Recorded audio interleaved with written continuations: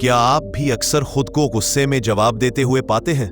क्या छोटी छोटी बातें आपका चैन और शांति छीन लेती हैं? शायद आपने भी सोचा होगा, काश मैं खुद को थोड़ा बदल पाता। आज की यह कहानी सिर्फ कहानी नहीं, एक आईना है हमारे अपने स्वभाव का।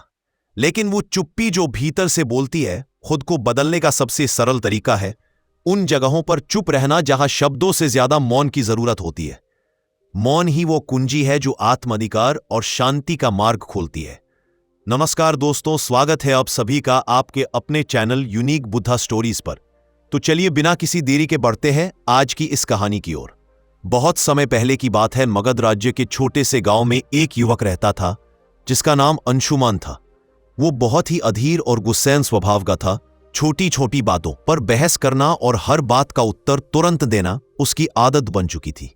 धीरे धीरे उसके इस स्वभाव के कारण लोग उसे कतरा लगे। अंशुमान खुद भी इस बात को महसूस करता था कि उसका स्वभाव उसके जीवन में शांति और खुशियां लाने के बजाय तनाव और अकेलापन बढ़ा रहा है, लेकिन वो समझ नहीं पा रहा था कि उसे स्थिति से कैसे बाहर निकलना चाहिए। एक दिन उसने सुना कि पास के जंगल में भगवान बुद्ध का प्रवचन हो रहा है।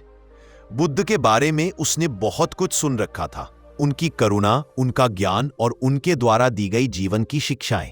यह सुनकर अंशुमान ने सोचा, शायद मुझे मेरे सवालों के जवाब वहां मिल जाए। वह जल्दी ही प्रवचन स्थल पर पहुंचा। वहां बड़ी भीड़ जमा थी। बुद्ध अपने सरल और स्पष्ट शब्दों में जीवन की गहराइयों को समझा रहे थे। उसी समय बुद्ध ने सभा को संबोधित करते हुए कहा, यदि तुम अपने जीवन में सच्चा बदलाव लाना चाहते हो तो 10 जगहों पर चुप रहना सीखो। यह सुनकर अंशुमान को कुछ आशा की किरण दिखी।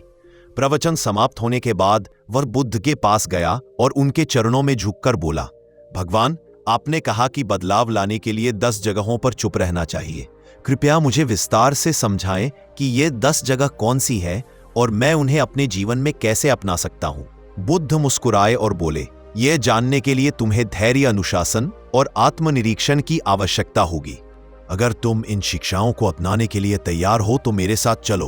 अंशुमान ने सहमति जताई और इस तरह उसकी यात्रा शुरू हुई। पहला स्थान, जब कोई तुम्हारी आलोचना करे। बुद्ध ने अंशुमान को पहले स्थान की शिक्षा दी। अंशुमान, जब कोई तुम्हारी आलोचना करे तो चुप रहो। आलोचना तुम्हारे लिए सीखने का अवसर है। यदि तुम गुस्से में प्रतिक्रिया दोगे तो तुम कुछ भी नहीं सीख पाओगे, लेकिन अगर तुम चुप रहकर सोचोगे तो तुम समझ सकोगे कि वह आलोचना सही है या गलत। बुद्ध ने उसे एक उदाहरण दिया। एक बार एक व्यक्ति ने मुझे अपशब्द कहे। मैंने चुप रहकर उसकी बात सुनी। जब वह थक गया तो मैंने उससे पूछा, अगर तुम किसी को उपहार दो और वह उसे ना ले तो वह उपहार किसके पास रहेगा? वह बोला, मेरे पास। मैंने कहा, तुम्हारे यह शब्द भी तुम्हारे पास ही रहेंगे क्योंकि मैंने इन्हें स्वीकार नहीं किया। अंशुमान ने इसे अपने जीवन में अपनाने का निर्णय लिया।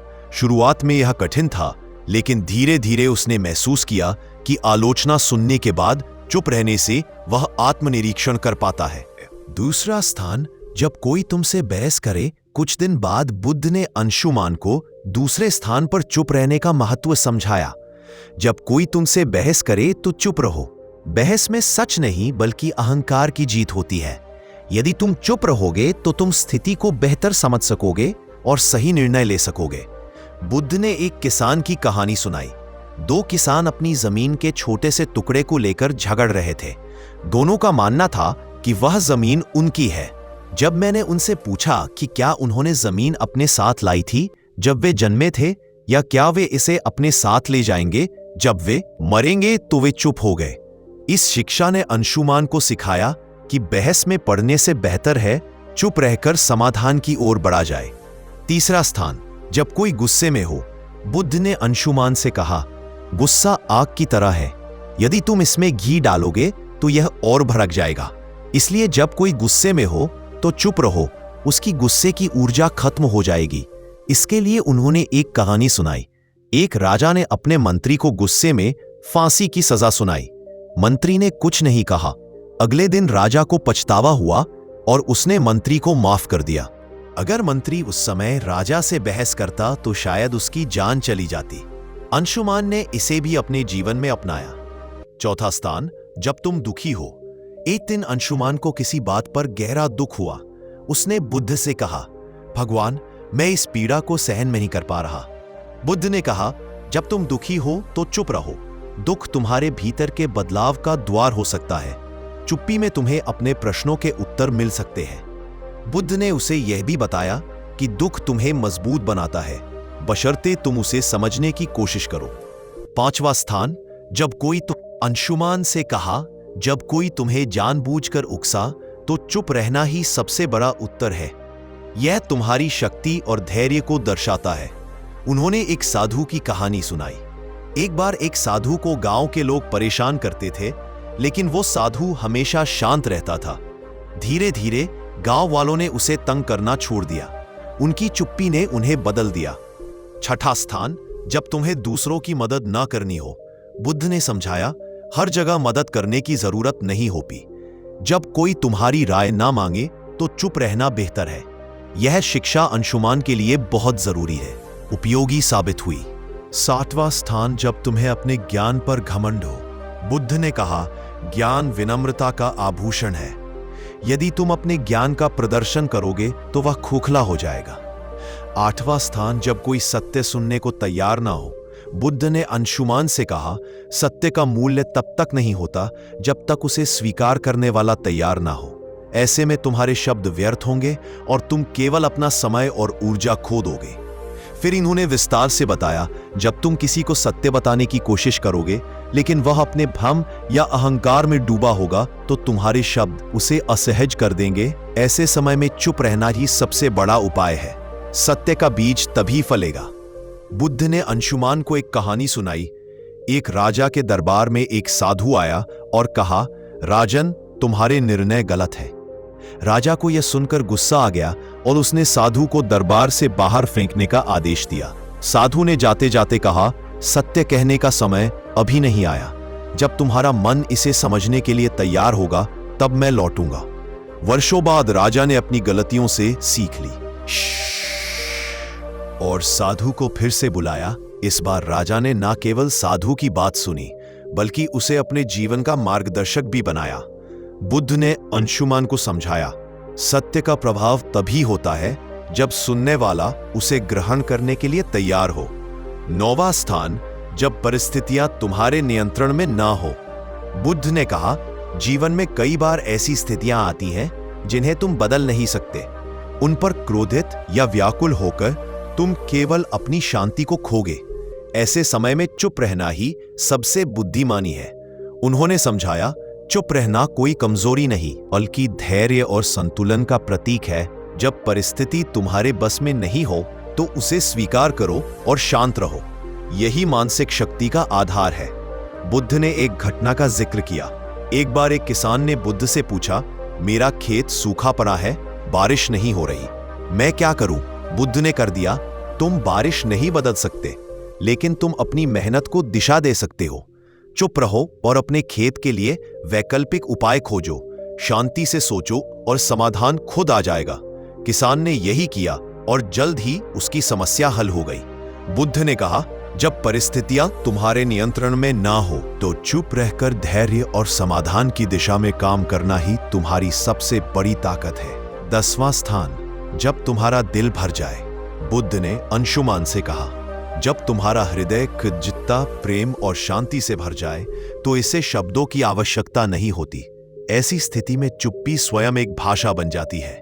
यह तुम्हारे भीतर की सबसे बड़ी खुशी है। उन्होंने इसे और स्पष्ट करते हुए कहा, कृतज्ञता का सबसे शुद्ध रूप मौन में प्रकट होता है। जब तुम अपने जीवन में आनंदित महसूस करो तो इसे बाहरी अभिव्यक्ति की आवश्यकता नहीं होती। यह चुप्पी तुम्हारी आत्मा की खुशी का प्रतीक होती है। एक प्रेरणादायक कथा। बुद्ध ने अंशुमान को एक छोटी कहानी सुनाई। एक बार एक शिष्य को उसके गुरु ने आत्मज्ञान का अनुभव कराया। शिष्य का हृदय कृतज्ञता से भर गया। उसने गुरु से कहा, मैं आपको धन्यवाद देना चाहता हूं, लेकिन शब्द पर्याप्त नहीं लगते। गुरु मुस्कुराए और बोले, तुम्हारी चुप्पी ही मेरे लिए सबसे बड़ा धन्यवाद है। इसे बनाए रख। बुद्ध ने समझाया, जब दिल भर जाए तो शब्दों की आवश्यकता नहीं होती। मौन तुम्हारी सबसे बड़ी अभिव्यक्ति है। अताइय सीना आर्य करिया तो बुएंगे, सप्तारे ए बानी होएंगे। अंशुमान ने जब बुद्ध से 10 जगहों पर चुप रहने का ज्ञान लिया तो बुद्ध ने उसे तुरंत अभ्यास में डालने का निर्णय लिया। उन्होंने कहा, ज्ञान का मूल्य तभी है जब इसे जीवन में लागू किया जाए। मैं तुम्हें कुछ परीक्षाओं से गुजरने का अवसर दूंगा। इन परीक्षाओं से तुम सीखो कि चुप्पी वास्तव में तुम्हें कितना बदल सकती है। अंशुमान ने सहमति दी और बुद्ध के मार्गदर्शन में अपने जीवन के इस नए अध्याय की शुरुआत की। बुद्ध ने अंशुमान को एक गांव भेजा जहां लोगों को उसकी पुरानी आदतों के बारे में बताया गया। जैसे ही अंशुमान वहां पहुंचा, लोगों ने उसे बुरा भला कहना शुरू कर दिया। गांव वालों ने कहा, तुम्हारे जैसे लोग कभी नहीं बदल सकते। तुम हमेशा दूसरों को दोष देते हो। तुम यहां क्यों आए हो? अंशुमान का स्वभाव था कि वह तुरंत जवाब दे और खुद को सही साबित करे। लेकिन इस बार उसने बुद्ध का बताया पहला स्थान याद किया, जब कोई तुम्हारी आलोचना करे तो चुप रहो। वह शांत खड़ा रहा। धीरे धीरे गांव वाले थक गए और उसकी चुप्पी देखकर हैरान हो गए। उन्होंने महसूस किया कि वह बदल चुका है। अंशुमान बुद्ध के पास लौटा और कहा, भगवान, चुप रहना कठिन था, लेकिन इससे मुझे एक नई ऊर्जा मिली। बुद्ध मुस्कुराए और बोले, यही पहला कदम है। अब अगली परीक्षा के लिए तैयार हो जाओ। दूसरी परीक्षा, जब कोई बहस करे। बुद्ध ने अंशुमान को एक व्यापारी के पास भेजा जो हमेशा अपने ग्राहकों से बहस करता रहता था।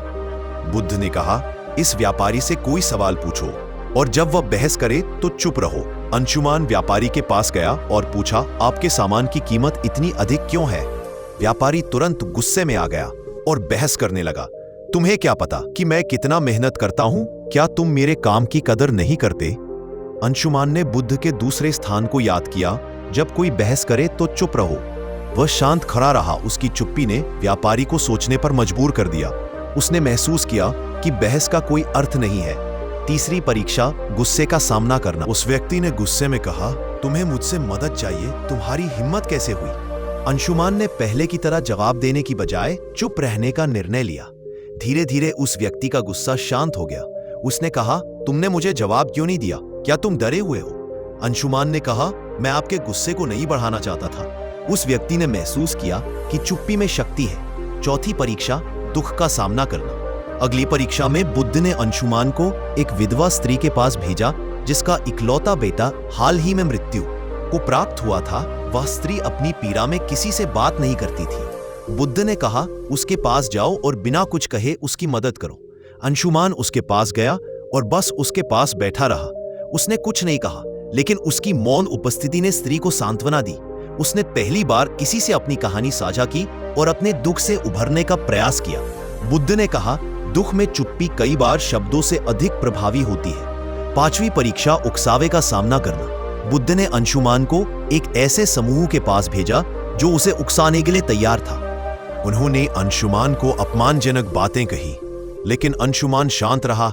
उसकी चुप्पी ने उन्हें हार मानने पर मजबूर कर दिया। परीक्षाओं के बीच अंशुमान ने बुद्ध से पूछा, भगवान, चुप रहना कैसे इतना प्रभावी हो सकता है? बुद्ध ने कहा, एक बार एक राजा ने एक साधु से पूछा, जीवन में सबसे बड़ी ताकत क्या है? साधु ने राजा को एक कटोरा पानी और तेल दिया। उसने कहा, पानी और तेल को मिलाओ। ने कोशिश की, लेकिन तेल पानी में घुल नहीं पाया। साधु ने कहा, चुप्पी तेल की तरह है, इसे आपसे अलग नहीं किया जा सकता।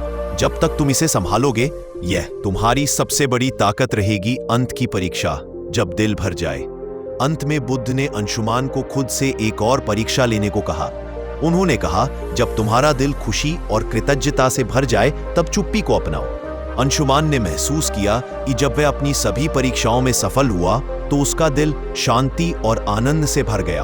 उसने बुद्ध के चरणों में झुककर कहा, भगवान, मैं बदल चुका हूं। अब मैं जानता हूं कि चुप्पी ही सच्चा ज्ञान है। यह कहानी हमें सिखाती है कि चुप रहना केवल बोलने से बचना नहीं है, यह एक आंतरिक शांति और समझ का प्रतीक है। बुद्ध की यह शिक्षा हमें अपने जीवन के हर पहलू में संतुलन और शांति लाने का मार्ग दिखाती है। जब हम बोलने की बजाय सुन और समझना सीखते हैं तो जीवन वास्तव में बदलने लगता है। यह कहानी हमें सिखाती है कि चुप्पी सिर्फ शब्दों का अभाव नहीं, बल्कि आत्मा की भाषा है। चुप रहना सीखो, यही सच्चा बदलाव है। तो दोस्तों, आशा करते आपको आज की कहानी पसंद आई होगी। तो अपने दोस्तों के साथ जरूर शेयर करें और चैनल पर पहली बार आए हो तो यूनिक बुद्ध स्टोरीज सब्सक्राइब करें। धन्यवाद।